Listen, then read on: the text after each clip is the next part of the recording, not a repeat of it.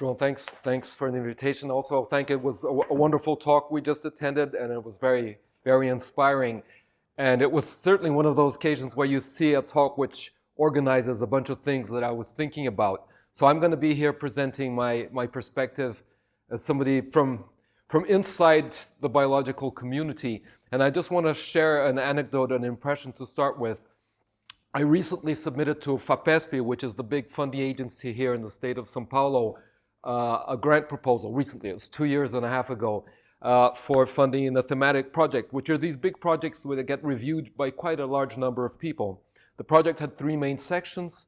One was more bioinformatics for analysis of genomes in very complex regions. The second one was related to population genetic analysis of the genomic data. And the third section was about social implications of findings in genomics. And it was admittedly a very sketchy sort of first attempt, because it's not a field that I had previous experience in. But the premise was that if I'm going to be sharing information about Brazilian genomics in a country that is admixed and where issues related to admixture have social implications, I should prepare in advance in order to deal with some of the implications of these findings. So I proposed some attempts to go in this direction. The grant got reviewed by 6 technical reviewers who tore it apart. It ultimately did get funded, but asked for details of the methods being used at the various steps, with the approaches, the sampling design, the algorithms, the optimization of our server. None of the 6 reviewers mentioned the third section, which is about the social implication. It was completely ignored. It was almost as if it wasn't there, which to me said, maybe I do need to put a lot of effort into this because it's sort of completely beyond the radar of what our community, which is a little bit what motivated my questions about this connection. I certainly still see a disconnect, and I'm going to mention a little bit about this disconnect in my presentation. And conveniently, I start in 1972 in my commentary here, which is exactly where the previous talk ended, but already alluded to the idea of what Lewontin was doing. And I chose him as a starting point because this was hugely influential for the generation that followed the 70s. And my training in human population genetics was in the 90s. So this was very much present. And the idea here is that Lewontin was a biologist who was concerned with social implications of biology. And he sort of devised a way of doing a hypothesis test ultimately. So he treated the racial categories as a hypothesis to be tested with respect to genetic data. And the interesting thing is that he had his background in population genetics of Drosophila, where he was interested in questions about, are populations different? Are populations of Drosophila incipient species? Are species in the formation more different than species that have been divergent for long periods of time? And he had the mathematical toolkit to answer the question, how much of human diversity between populations is accounted by more or less conventional racial classification. So his classification was the classic phenotypic / geographic view of human races, and the idea that groups are seen as homogeneous and differentiated from each other. And the toolkit was basically a classification of humans into the main racial groups, and the genetic data, a lot of these are blood groups, which were available in 1972 when he wrote the paper. And basically what he did was ask the question, if we assume that these, if we divide human variation into these groups and we use the genetic data that's currently available, how well do these groups separate out the genetic variation? And this is a schematic I often use for teaching, and I'll share it with you. I guess the hypotheses could be presented as following. There's a certain amount of genetic diversity in the world. People are not all alike. There's variation.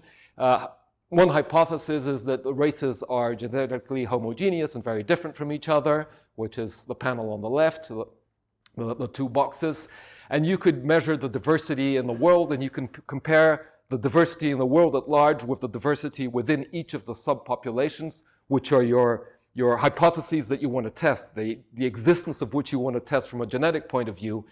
And in this case, if there's a lot of diversity in the world, but each of the races that make up the world have no diversity, you have this high differentiation. This is like an FST or variance-like measure as he defined it. Whereas another hypothesis would be that the diversity that exists in the world is already captured within the populations. So the diversity of the big rectangle at the top is similar to both of the smaller rectangles, and the within races differences would dominate. So this is a way of setting up the hypotheses that he could test. He could apply this to the data and ask, what do you see? And definitely what you see is that although these groups are phenotypically very different, the way the genetic variation is distributed is what you see on the right-hand panel. And he quantified this, and this was already mentioned in the previous talk. If you consider the total variation of our species, 100%, you have about 85% of the total variation segregating present within these groups that are called races, and 15% among these races. And there's the 15% can also be subdivided among the groups that are within the races. So he did a sort of hierarchical partitioning, and he concludes that our perception of relatively large differences between races and subgroups as compared to the variation within these groups is a biased perception. And he makes a very loaded, very intense and very explicit political discourse associated to this idea, very much in line with his sort of dialectical view and the idea that you should be explicit about your political baggage and not hide it in doing your science. And I'm going to read this because I think it's very strong and it shaped a lot of what came in the next decades. It is clear that our perception of relatively large differences between human races and subgroups as compared to the variation within these groups is indeed a biased perception, and that, based on randomly chosen genetic differences, human races and populations are remarkably similar to each other, with the largest part by far of human variation being accounted for by differences between individuals. And then the concluding paragraph is human racial classification is of no social value and is positively destructive of social and human relations. Since such racial classification is now seen to be of virtually no genetic or taxonomic significance either, no justification can be offered for its continuance. So that's a very definitive statement. I mean, there's not much room for doubt there that, set this aside. Do not use this concept in the future. And the paper is now 50 and a couple of years old. There was a special issue in the Philosophical Transactions celebrating the paper, analyzing it both historically and its implications for some current research. And one of the papers was a bibliometric analysis of how the paper has been cited. And it's sort of interesting that it sort of didn't have an immediate impact when it was published. Of course, the overall number of publications has changed over time. But it's interesting that the peak, the increase in citation of the paper sort of coincides with this increasing interest of genomics and admixture studies that have occurred in the 2000s, which was pointed out in the previous talk. Now, what's the legacy of the paper?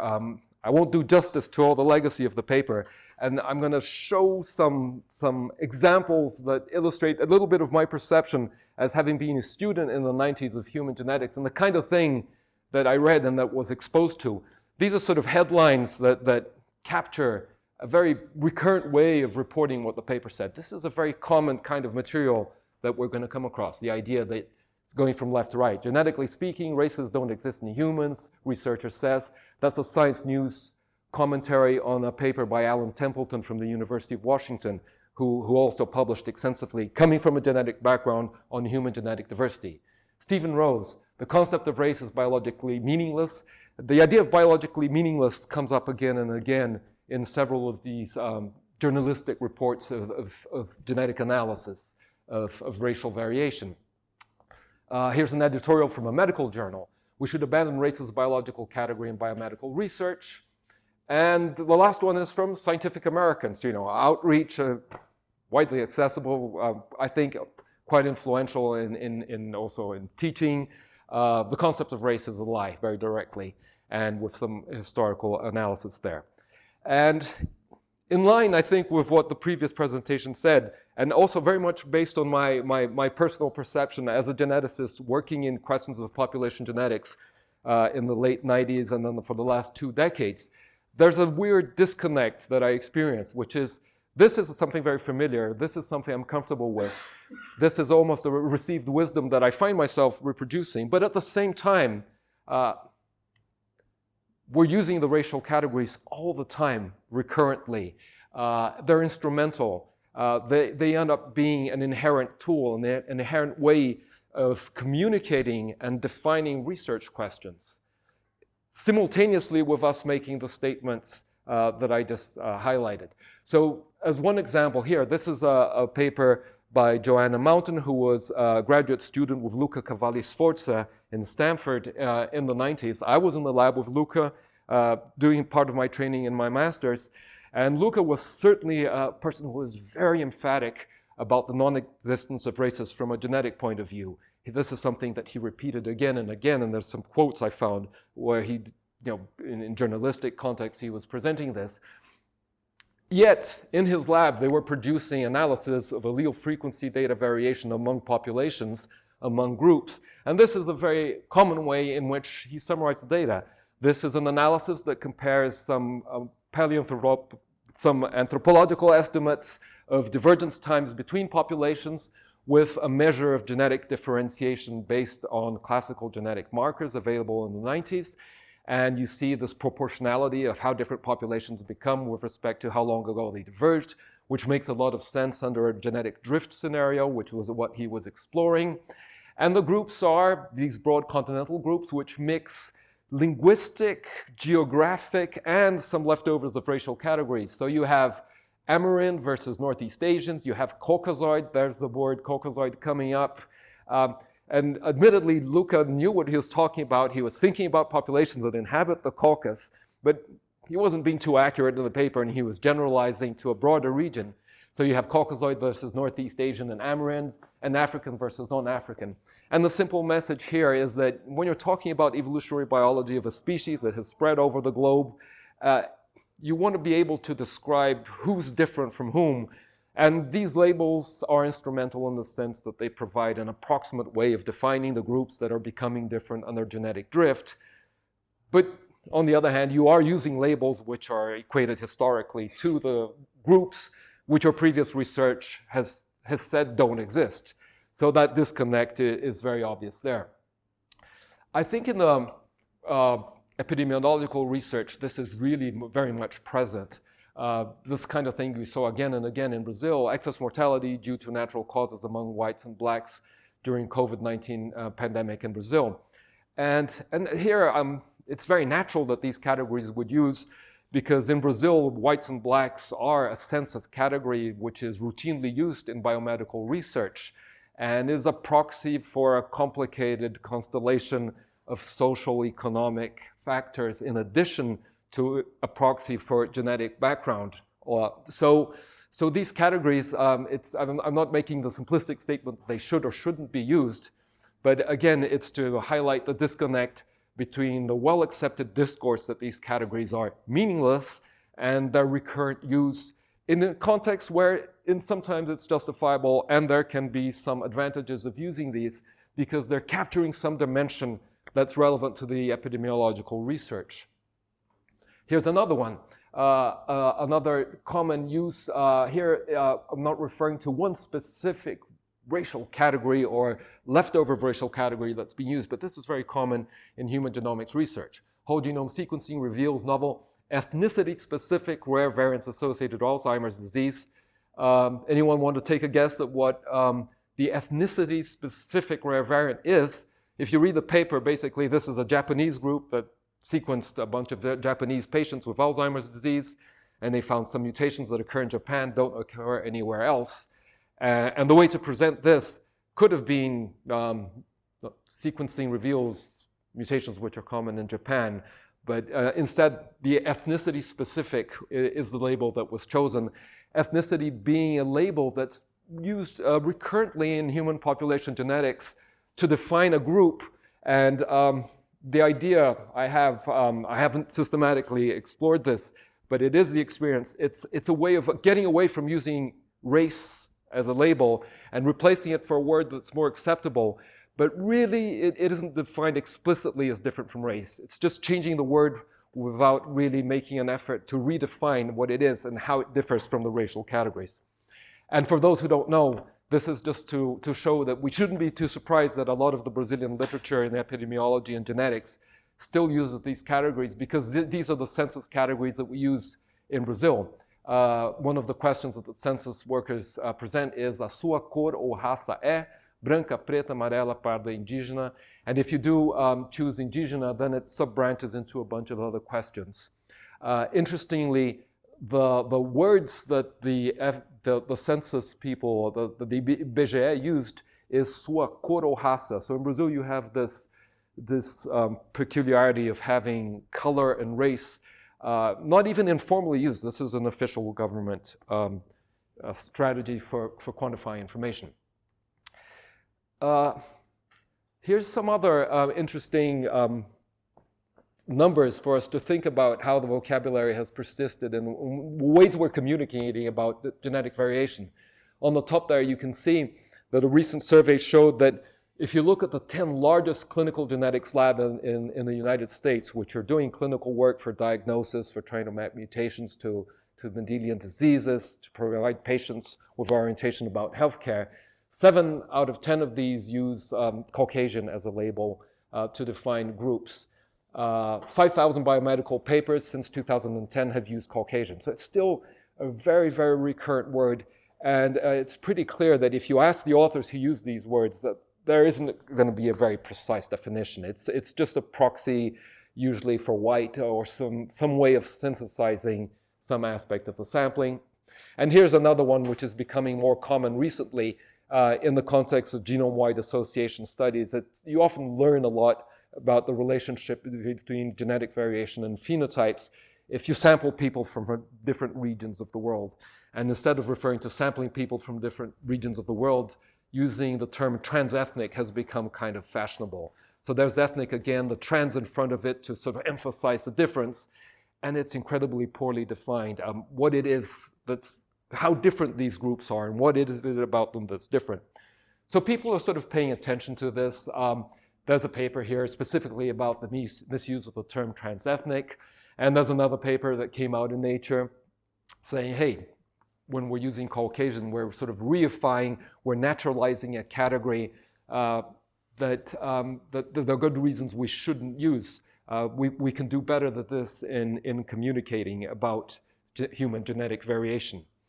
And what are better alternatives for communicating about human genetic variation? Well, I think something that was very attractive to geneticists working in human genetic variation arose in the early 2000s, when the use of many, many genetic markers became increasingly accessible, and some Bayesian approaches became more accessible, and they sort of revisited things that some multivariate approaches had done a decade earlier. But basically, a lot of you guys have probably seen this. This is the structure plot, but based on the work on the methods developed by Jonathan Pritchard and others, where each individual is represented by a thin little vertical line, and individuals can be assigned to groups that you don't even need to a priori define. The Bayesian method can actually search for groups of individuals who share covariation in the set of SNPs that they have in their genomes, their genotypes. And you can define the number of groups you want to search, which is what's on the left-hand side. And these individuals sort of fall out into groups that are categories that you haven't a priori imposed. And you can even classify individuals as mixtures of these groups, which is what's routinely done in the sort of recreational genomics that we do when we send out our samples and we ask how African or how European we are. And this categorization has become a way of describing human genetic variation. And there's this general idea that it's attractive because it's quantifiable, it's based on an algorithm that analyzes a large number of genomic data, and it doesn't actually include the use of a priori labels. Well, it doesn't, because usually when people color these and then identify the groups, they're usually going to say, well, these are Native Americans, these are Europeans and Asians, these are African, and they're going to equate a lot of these groups that emerge in this analysis as broad geographic regions that in a way sort of go back and reify the racial categorization that exists. So this approach has been present, and it's got this mixed approach. It has this initial reputation of sort of freeing us from the racial categorization, but in the end, it sort of reinforces and it revisited it with a different perspective. And here's another way in which this multivariate data has been extensively used. With enough genetic data, you can partition the distribution of individuals in a grid, for example, in the principal component plot, and you can separate these individuals out. And this is typically done where you color the individuals in one of these graphs, identifying the geographic region in which they were sampled. And in a way, this sort of attracts the idea that there is some information in the genetic data for identifying groups. And the tricky thing here is the following. No one would doubt that genetic variation is actually distributed across the globe in a way where you can see differences among geographic regions. But the coloring that's often done is done by projecting some previous knowledge of sampling on a result of how the genetic variation is partitioned. And the simple way we have to illustrate a certain arbitrariness of the group is just by removing the color. And if I ask you how you would delimit groups in this almost continuum that you have there of different human populations, there's many different ways you could draw circles to define which groups are present. That's not to say that there's no variation and that the variation is not of interest, but the actual definition of groups is open to debate and is not unique and doesn't fall out naturally. And the sort of transition between the groups that might seem obvious because of the previous geographic sampling criteria, they sort of go away when you simply remove that information. And this sort of highlights that the existence of variation that can be partitioned is not synonymous with the assumption that there are natural groups that exist. Yet some of these ancestry-based approaches reinforce the idea of the existence of natural groups. I think I can skip this. So the idea of ancestry, although it was attractive, it does have its problem. The idea of quantifying the amount of ancestry of individuals with these algorithms that have become increasingly fashionable has problems. First of all, you're always doing something which is sort of self-referential. You're classifying individuals with respect to the other individuals which are in a group, and in some cases with respect to a reference population. So if you have an individual and you want to interrogate that individual with respect to their ancestry, you're going to ask how African or European they are. The result is going to depend on what the African and European populations in your database are. And that's going to be particularly important and impactful if, for example, the individual is an individual from South America, from an indigenous population, and there happens to be no sample of a relative of that individual in the database. So you won't identify a recent individual who shares genomic features with him. And that may result in a misclassification. Another problem is that this approach confounds the idea of similarity of ancestry. And there's a profound differences between saying your ancestors are European with respect to the idea that what you're ultimately saying is that the genomic analysis has shown that your genome is similar to that of individuals who currently live in Europe.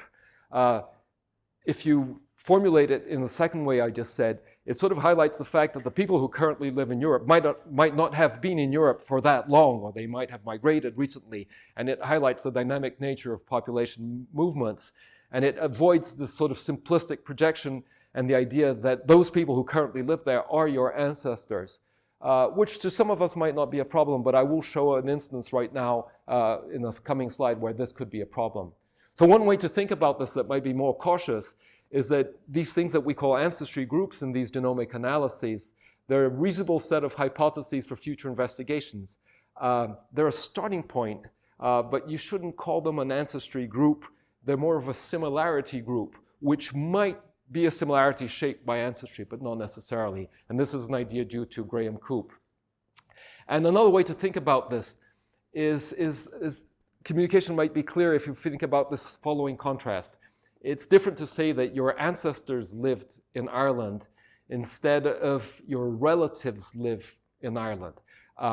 When you say your ancestors live in Ireland, again, you're sort of emphasizing a more static view of human population movement. And if you say your relatives, there are relatives that live in Ireland, it might be that these people are related to you, but they're descendants of people who moved to Ireland more recently.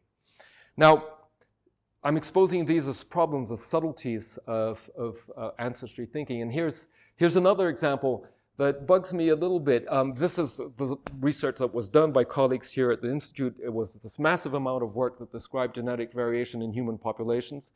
It's interesting that it sort of reinforces the three main branches that we just alluded to in the previous talk. So it's still very much present in the description of human variation. It's a useful heuristic in telling us about continental distributions of human populations, but inevitably it does give an idea of a certain degree of homogeneity when you just look at these labels of broad geographic regions. And this is something I've talked to Ligia, who's one of the authors of the paper, who explored this. She emphasizes a lot the idea that Brazil is one of the most admixed countries in the world. And it's pretty clear what she's saying here. The idea of the most admixed country in the world comes from the fact that it's a country where European, African, and Native American all occur at appreciable frequencies in the population. But what's the problem here? I think there's an idea of implicit racial purity in the stocks or the populations that contributed to the admixed population. Africa is a huge continent which is very dynamic, and there's extensive admixture within Africa. If you look at the population movements in the African continent, treating Africa as monolithic is something that's a heuristic device for this kind of analysis. But implicitly, you're creating a level of homogeneity there, which reinforces this interpretation, which could be misleading. So we have to adapt our vocabulary, and I can say, being part of the genetics community, people are saying we have to be careful about this, but we're still pretty far away from adjusting the vocabulary. And it's tricky. It's not easy to adjust the vocabulary. Here's some examples of ways we would have to start communicating differently.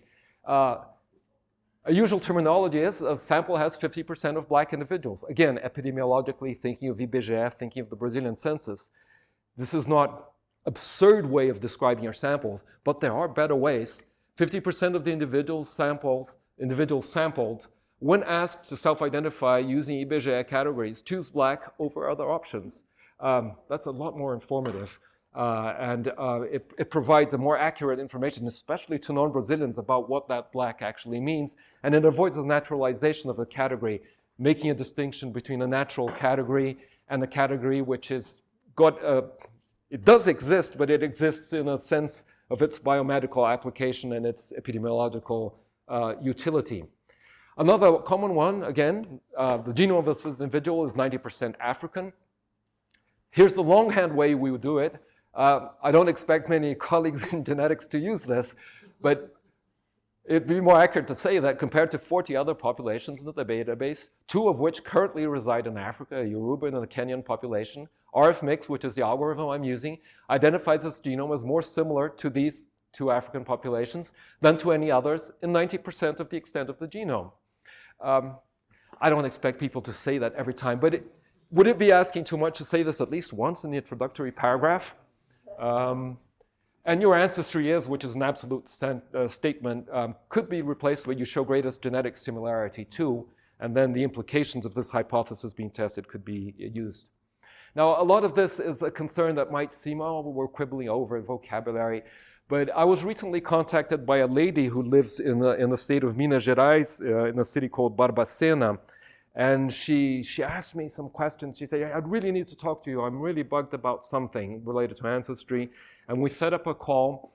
And she's a woman who went through a laborious process of constructing an identity for herself through interviews in the city of Barbacena. She's involved in public education there. And she comes from a family which she gradually came to terms with the idea that a lot of the habits that she had in her family, including the type of herbal garden that she had at her house, a lot of the traditions she had in her house, were a consequence of the fact that she came from an indigenous lineage of Puri Indians who inhabited the region in the past. And she said that after a lot of effort and a lot of understanding of the migration movements of the Puri Indians, she finally self-identified herself as indigena in the most recent census. So she was happy about this, and she said that this was something that she worked hard to achieve.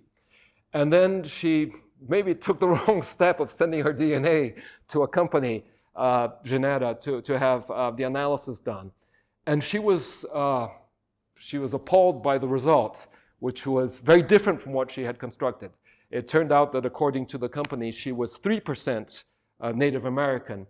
And this is something she was not happy with, 3%.